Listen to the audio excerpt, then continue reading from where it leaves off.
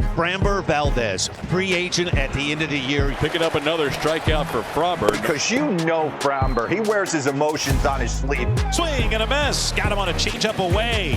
Framber is a leader for that starting rotation. Every time Framber Valdez goes out there, it's win day. He's been overlooked on most people's choices of one of the best left-handers in the game. Valdez will make a lot of hitters look like that. If you're looking for a true ace, Framber's right there. It's neck and neck, man. Welcome back. One of our insiders, J.P. Morosi, sending out this tweet on Wednesday, even after agreeing to terms with Pete Alonso. Sources telling J.P. that the Orioles remained engaged with the top end of the starting pitching market and that they have had talks with free agent left-hander Framber Valdez. Let's bring in J.P. Morosi. He's still in Orlando, site of the recently completed winter meetings. And J.P., let's start there. The Orioles, Framber Valdez, what do you know? What can you tell us about where things are with those two parties? Robert, good evening. The Orioles, in so many ways, driving the action here at the winter meetings in Orlando, Florida, and they are not done yet. They are one starting pitcher shy of their full wish list, and Framber Valdez is one of the highest names on that remaining wish list for the Orioles. And listen, of course, this year had some ups and downs for him in Houston, but the reality is, Robert, as you know from watching him carefully, he is a dependable, reliable ace in terms of the workload that he's able to carry. His sinker is one of the best in the game from the left side. Look at what he was able to do. 31 starts in his platform year, close to 200 innings, really nice strikeout to walk ratio. All the underlying numbers that you look for with a free agent, Framber Valdez will provide them. Now, it's not just Framber, though, that the Orioles are looking at. One team and one possibility they're exploring is a potential trade with the Nationals for Mackenzie Gore. Now, on the trade market side of things, Gore is one of the most popular starting pitchers out there. Now, the Orioles and Nationals, since the Nationals moved down from Montreal, they've never completed a trade. Actually, the last deal between those franchises involved Tim Raines in Montreal back in 2001.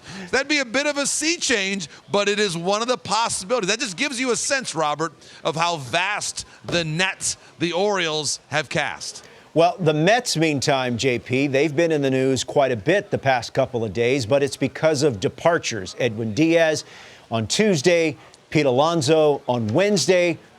What about Cody Bellinger? Could the Met fans have a little bit something to rejoice over as far as the Mets go with Cody Bellinger? Is that a possibility?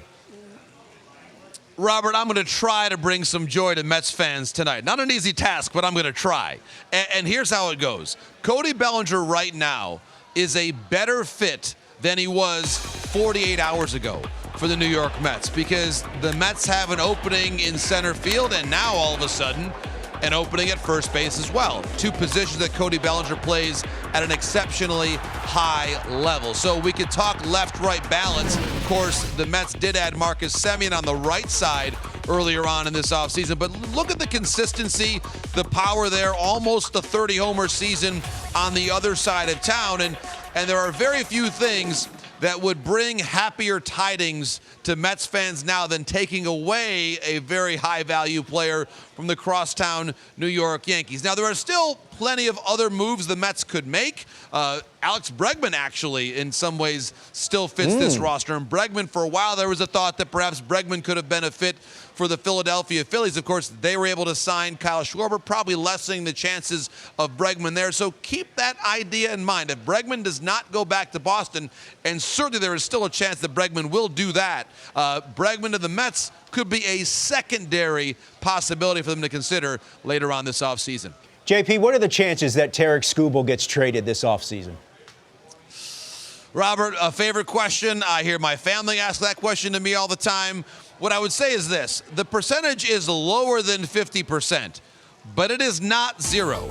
It is there, and Scott Harris consistently has been given opportunities to rule out a Tarik Skubal trade this winter, and he has notably never done that. Now, we talk about the Mets, and maybe there's a way of fusing all of this together.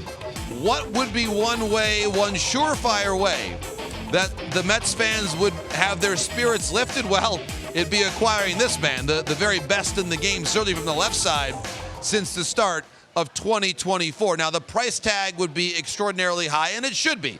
Back-to-back Cy Young Award winner.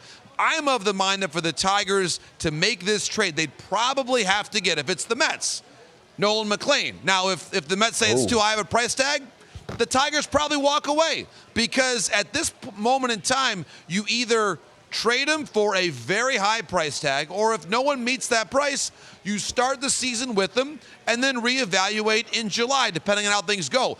The key point, though, I'll make actually 2 points on the Tigers. Number one, they have work to do on their position player group. Plenty of people in this lobby this week, Robert, were telling me the Tigers defensively, some of the lack of athleticism at different spots of the lineup concerns them. So maybe they have to reformulate their position player group. Of course, Gleyber Torres is back as the second baseman. The other point is probably just as concerning as anything else.